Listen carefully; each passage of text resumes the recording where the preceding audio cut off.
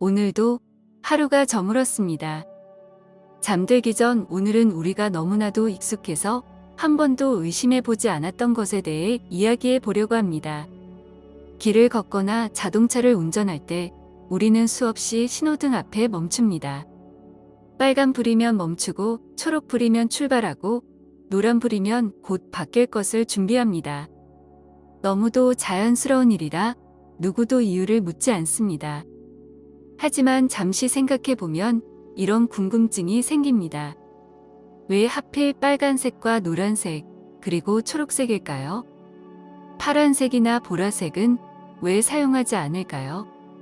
사실 이 세 가지 색에는 단순한 약속 이상의 이유가 숨어 있습니다.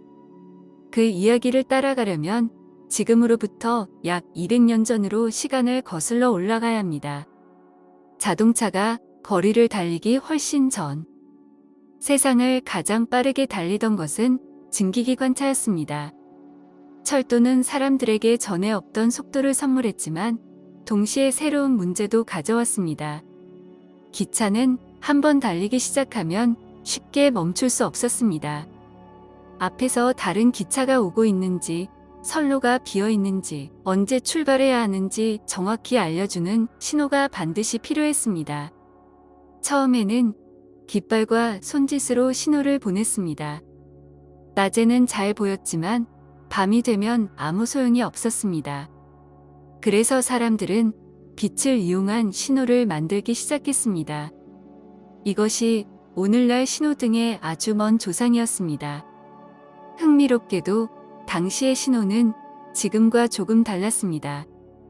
빨간색은 지금처럼 멈춤을 의미했지만 흰색은 출발을 의미했고 초록색은 조심하라는 뜻으로 사용되었습니다. 그렇다면 왜 빨간색만은 처음부터 변하지 않았을까요? 이유는 사람의 본능에 있습니다. 우리는 아주 오래전부터 빨간색을 위험과 연결해 왔습니다. 피가 흐를 때도 붉은색을 보게 되고 불길이 치솟을 때도 붉은 빛을 먼저 발견합니다. 우리의 뇌는 빨간색을 보면 자연스럽게 긴장하고 주의를 기울이도록 진화했습니다.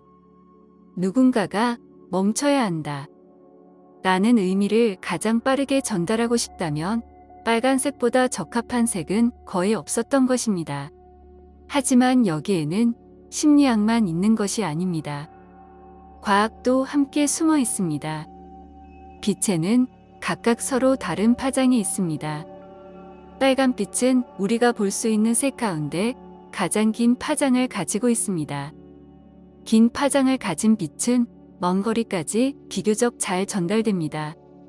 또한 안개가 끼거나 비가 오는 날에도 다른 색보다 쉽게 사라지지 않습니다. 멀리 있는 사람도 빨간 불을 먼저 알아볼 수 있다는 뜻입니다.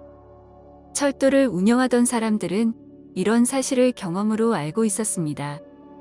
빠르게 달리는 기차를 최대한 먼 거리에서 멈추게 하려면 빨간색이 가장 적합했던 것입니다. 그렇게 빨간색은 자연스럽게 멈춤의 상징이 되었습니다. 하지만 나머지 색은 조금 복잡한 과정을 거쳤습니다. 처음에는 흰색이 출발을 의미했습니다. 얼핏 생각하면 가장 밝은 색이니 잘 보일 것 같았습니다. 하지만 예상치 못한 문제가 생겼습니다. 멀리서 다른 불빛과 쉽게 헷갈렸던 것입니다. 가로등이나 건물의 조명, 심지어 별빛까지도 흰색처럼 보이는 경우가 있었습니다. 어떤 기관사는 멀리서 보이는 흰빛을 출발 신호로 착각하기도 했습니다. 이런 혼란은 매우 위험했습니다. 결국 사람들은 흰색 대신 다른 색을 찾아야 했습니다. 그렇게 선택된 색이 초록색이었습니다. 초록색은 주변의 다른 조명과 비교적 구별하기 쉬웠고 빨간색과도 확실하게 구분되었습니다. 이후 초록색은 출발을 의미하는 색으로 자리 잡게 됩니다. 그렇다면 노란색은 언제 등장했을까요? 노란색은 멈춤과 출발 사이를 이어주는 역할을 맡게 되었습니다. 사람은 갑자기 멈추거나 갑자기 출발하는 것보다 잠시 준비할 시간이 있을 때 더 안전하게 움직일 수 있습니다. 노란색은 바로 그 짧은 순간을 알려주는 색입니다. 또한 노란색 역시 눈에 잘 띄는 색입니다. 특히 어두운 낮이나 비가 오는 날에는 주변 배경과의 대비가 커서 운전자들이 빠르게 알아볼 수 있습니다. 그래서 빨간색과 초록색 사이에서 가장 적절한 연결 역할을 하게 되었습니다. 시간이 흐르면서 자동차가 등장했습니다.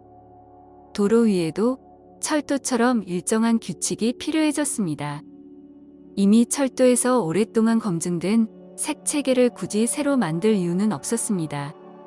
사람들이 이미 익숙하게 이해하고 있었기 때문입니다. 그래서 철도의 신호 체계는 자연스럽게 도로의 신호등으로 이어졌습니다. 1920년대부터 여러 나라에서 전기 신호등이 설치되기 시작했고, 오늘날 우리가 사용하는 빨간, 노랑, 초록의 순서도 점차 세계의 표준이 되었습니다. 물론 나라마다 신호등의 모양은 조금씩 다릅니다. 세로형도 있고 가로형도 있으며 화살표 신호를 사용하는 곳도 있습니다. 하지만 색의 의미만큼은 거의 모든 나라가 같습니다. 빨간색은 멈춤, 노란색은 준비, 초록색은 출발. 언어가 달라도 문화가 달라도 이 세 가지 색만큼은 누구나 같은 의미로 이해합니다. 생각해보면 참 놀라운 일입니다. 우리는 하루에도 수십 번 신호등을 바라보지만 그 안에 담긴 수백 년의 역사와 과학을 떠올리는 일은 거의 없습니다. 한 가지 색에는 인간의 본능이 담겨 있고 또 다른 색에는 빛의 물리학이 담겨 있으며 그 모든 색은 수많은 시행착오를 거쳐 지금의 모습이 되었습니다. 오늘 집으로 돌아오는 길에도 신호등을 한번 바라보게 될지도 모릅니다. 그때는 단순히 불빛 세 개가 아니라 수많은 사람들의 경험과 과학이 만들어낸 작은 약속을 보고 있다고 생각해 보세요. 그 작은 약속 덕분에 오늘도 수많은 사람들이 안전하게 길을 건너고 자동차는 서로를 믿으며 움직일 수 있습니다.